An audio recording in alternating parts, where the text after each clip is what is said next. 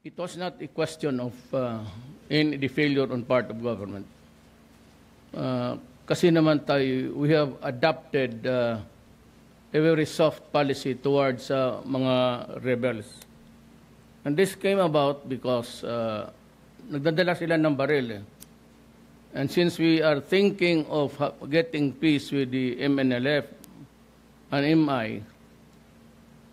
ang laro ng armas dyan, we took it for granted. We took it really for granted na. Pero alam natin na mabibigat. Pero hinayaan kasi natin because we never knew at the time kung sino talaga ang kalaban. Yung bang mga politiko nag-aaway, nagre-redo sila, o yung mga ito private army, ito ng politicians.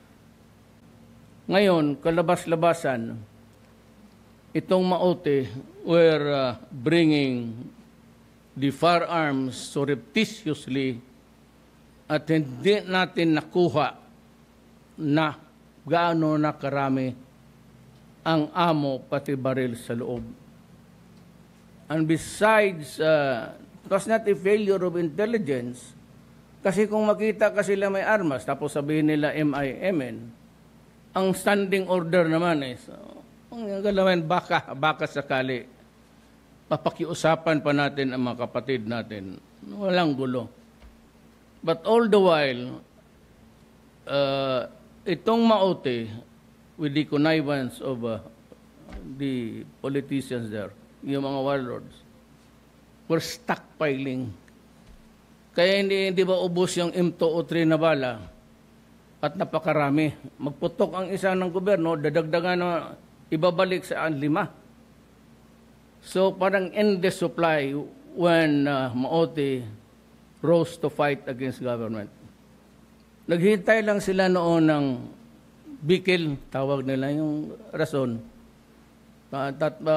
mag-serve ng warrant of arrest, which is an everyday occurrence anywhere in the Philippines, lumaban. Ayaw nakabakbakan. At yung forces ng mga Indonesia na sa bukid-bukid, nagbabaan.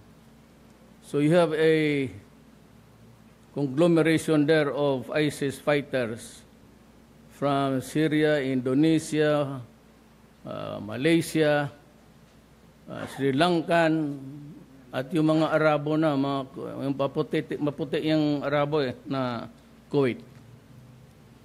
So the fighting is going on, but of course it's winding up, but at the cost of so many soldiers also.